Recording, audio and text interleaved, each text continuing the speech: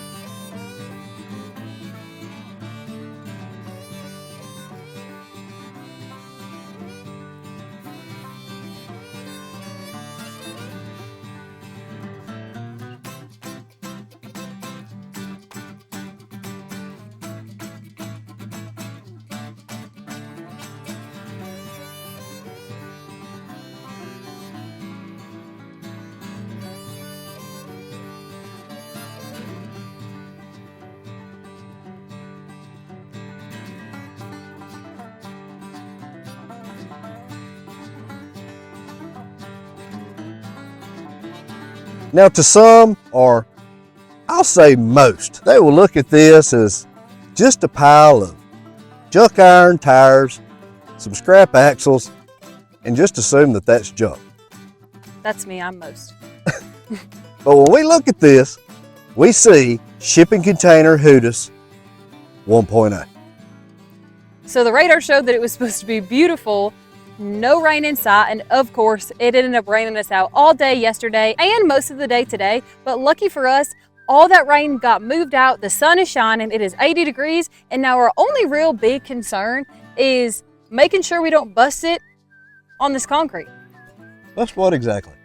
As Lad would say, our hiney cheeks. Yeah, we do have to stay mindful of this wet concrete because we do have a smooth finish on it, and that's what we wanted for the end result. Now, it is going to pose us a little bit of an issue when it's wet, and we're working on it like it is today. But hey, we got that to deal with. We are going to end up putting something down, but for now, we're just going to go with it and hope for the best. Or hope that we catch it on video. Maybe we can send it to like America's Funniest Videos. Do they even do that anymore? Is that still a thing? I thought so. Oh. Maybe not. Y'all tell us. We'll have to go through our clips. So now that this weather's turning around, we are gonna be tackling this container workshop. But before the winter season hit, we had 4 shipping containers brought to the property. We worked over the summer as well on this pad and got everything in place. That way this spring, we could go ahead and move these containers and hopefully by the end of the summer have a huge dent knocked in this workshop.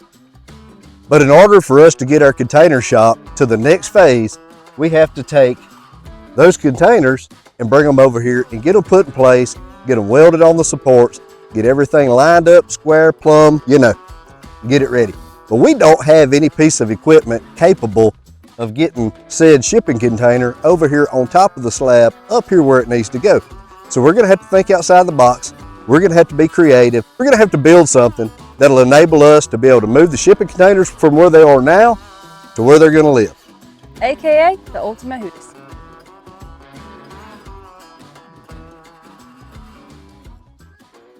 Our shipping containers all weigh about 8,600 pounds, give or take a little bit. These axles were taken from a fifth wheel RV that weighed in the neighborhood of 15,000 pounds dry. Oh my gosh. You remember those days? Yeah, and I don't miss them. Oof. At all. Not one bit. But we chose these axles because one, they were available to us, and two, because we know how much weight they'll actually hold. Available to us also means FREE, correct? Free 99, my favorite kind. But they're too narrow for what we need. So what we have to do is find the center of this axle. We're going to put us a mark. We're going to cut it in two.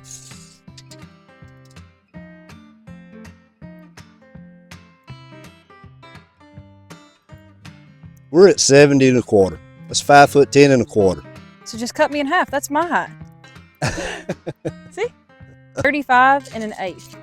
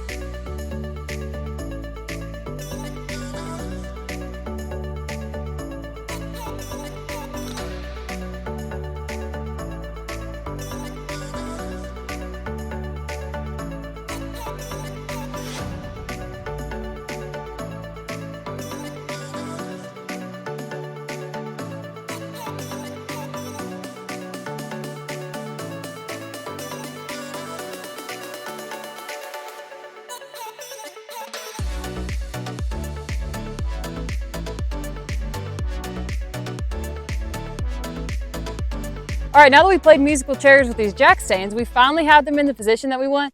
And we would have left them all at that lower level, but of course, one of the ones that we have would not go any lower, so we had to raise the other ones up to it. But now we've got it level-ish. Eyeballed level, right? Eyeball's definitely close enough in this situation. And again, you might be asking yourself, hey, if those axles are already too short to begin with, why are these two fools going to cut them in half? Well, the reason is, after we get these cut in two, we're going to put a slip joint in the middle of these. In other words, there's going to be a piece of pipe slid over these axles, welded in place, pushed out to our desired extension. Hopefully, that's going to extend out past the container. Then we have two axles to move container. So we have our trusty construction paper here, and we're just going to do one of these little wraparound numbers. That way we have a mark all the way around where we mark that in half. Usually we use a cutting torch to cut something like this, but I don't want to spend a whole lot of time grinding on these things after we get them cut in two. So we're just going to try to get the Metabo blade and cut these suckers in half. Then all we should have to do is just kind of clean them up a little bit, slide a new pipe over, weld them in place. Now look, before y'all start, I'm going to go ahead and throw this out there because I said it. To all of you blowtorch whisperers out there, yes, I know we can cut it good enough to where we don't have to use a whole lot of grinding. But have you seen us work? I mean, come on. We probably need to go this route. And this is going to be the first time that we're going to be using this cordless angle grinder from Hart. But we'll let you know how this holds up. We haven't used one of these yet, and it might be total garbage. We might use it 3 seconds and it blow up. I have no idea. But like Lydia said, everything else that we've used, I mean, we have got so much service out of it. So we're hoping this is a good tool also. And to all those people that say, man, you should be using DeWalt or Milwaukee, you are more than welcome to send us some stuff. We got a P.O. box on our About page. There you go.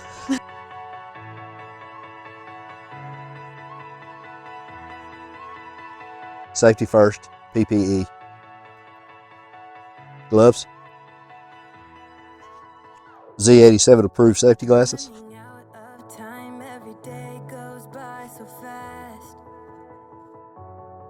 And every moment counts, baby. I don't wanna miss a thing. We can sleep under the stars, we can sleep under the stars, or hang out in hotel bars, driving somewhere in your car. We can sleep under the stars, we can sleep under the stars, under the stars.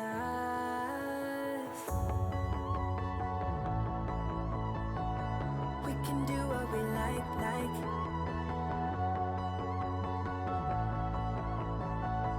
We can do what we like, baby, while we're young.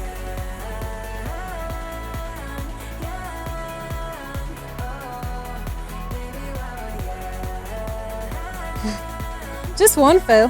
Good catch.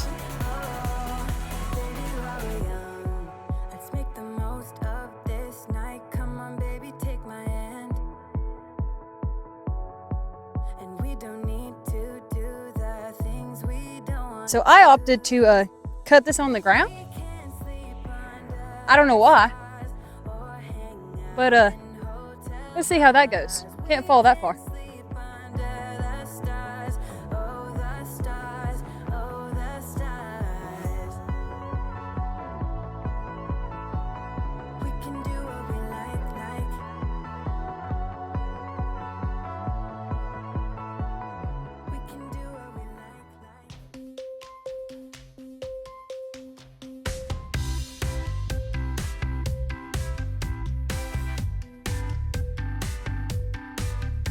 Bird.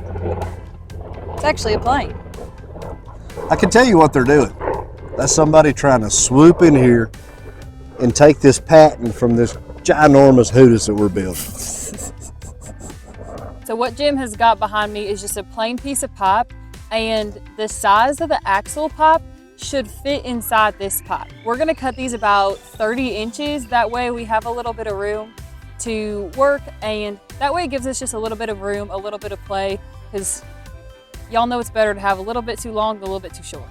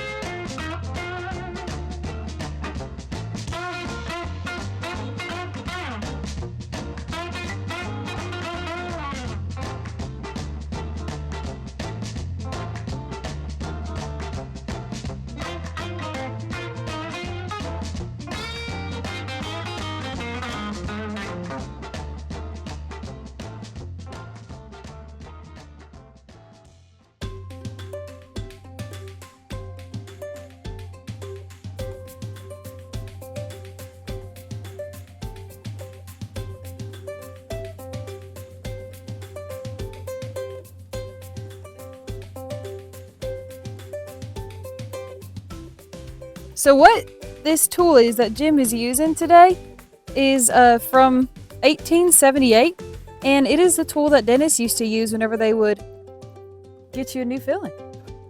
Maybe on dinosaur teeth. I really don't know the proper name of this thing. We always called them a pencil grinder. What I have is just a round grinding stone on the end of here, and that's just going to smooth any burr or anything like that on the inside of this pipe. That way when we slide it over that axle, it should slide pretty easy.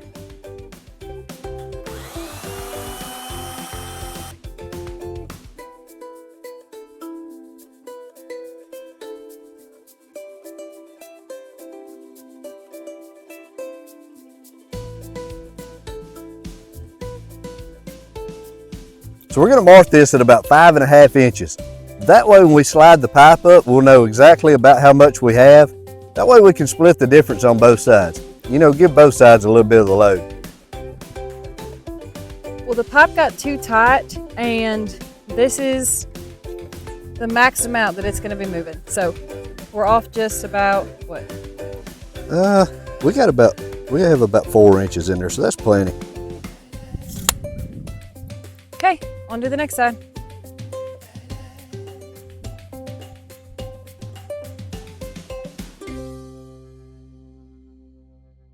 good. I need a Alright. jack stand.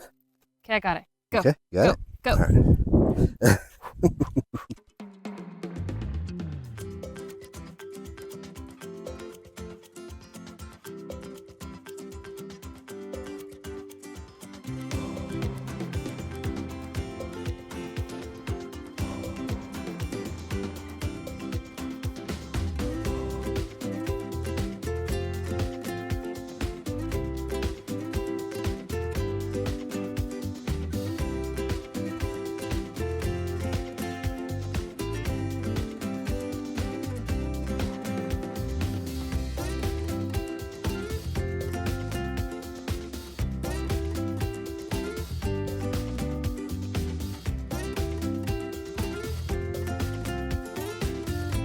Being that we're knocking off a little bit early today, we actually do need to go check our nets that we set out a few days ago. And since it rained, we really do need to go check them, make sure that they're not, fingers crossed, not overflowing.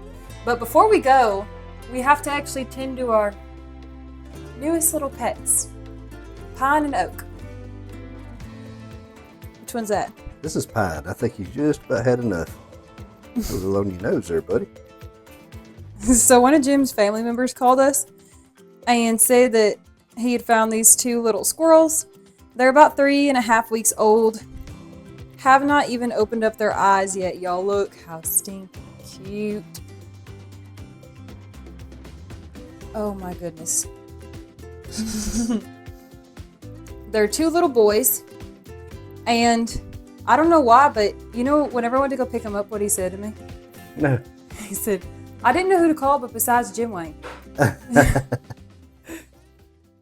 Back whenever Jim was in, what, high school, I hope? Or were you still in grade school? It depends on what you're talking about. Your flying squirrel. Oh, that was middle school.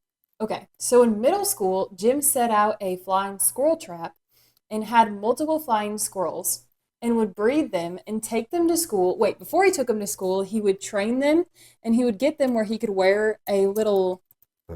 Check them out. Oh, how cute.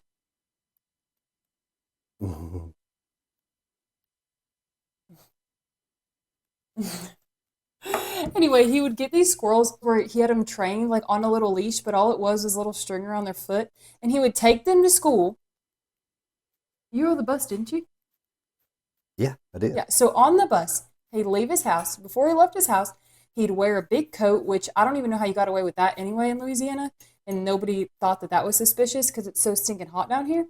But Jim would pack his little flying squirrels in his jacket pocket and go to school and sell these now tamed flying squirrels. What'd you sell them for? Hey, I was a little entrepreneur. What would you sell them for? Depend on how much I thought I could get out of them. $5, $10, sometimes $15. Oh my gosh, they're like $500 online.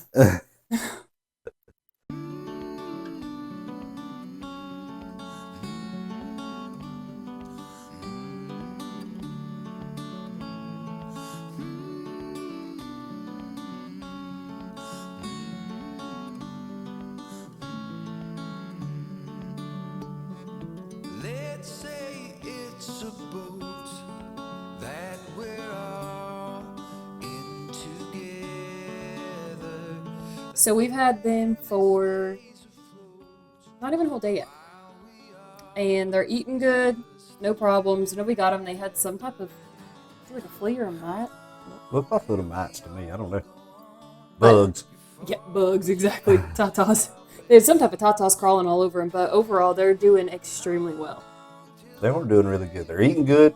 They're kind of almost getting spoiled already because I think we've held them wrapped up in the little rags, feeding them, you know. So they're already getting used to the ropes. So for a quick update, the water has been falling ever since we put the nets out. And usually back here, that means that you're not going to catch any fish to amount to anything anyway.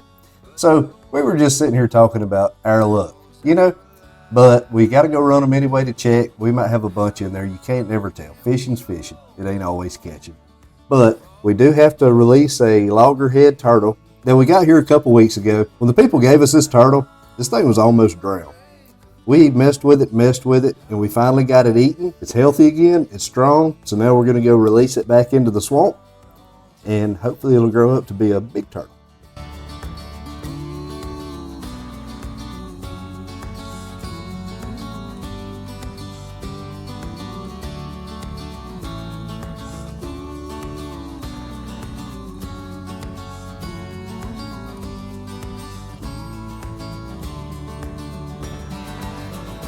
How long can it all go on before we change our ways? How long till the break of dawn? How long till it days?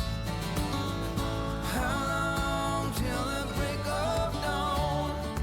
How long till it days? How long till it days? How long till it days?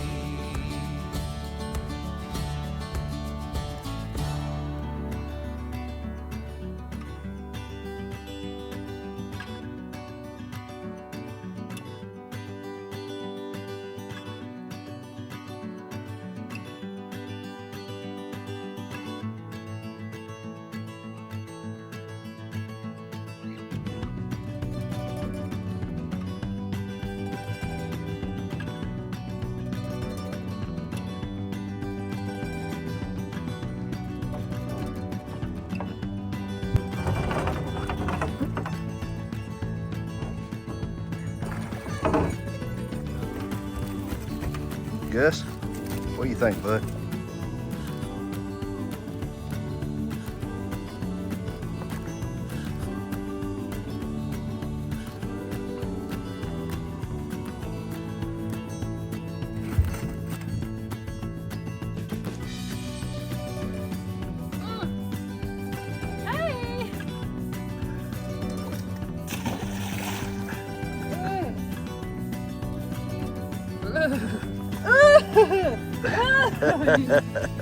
Oh my.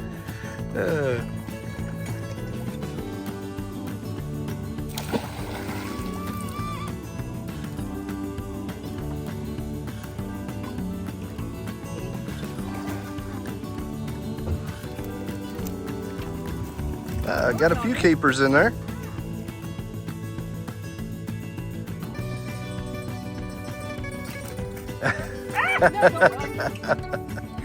It's green. It's bright, huh?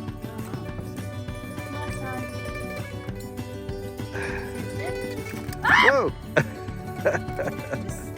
Go. Swim. Shoo shoo.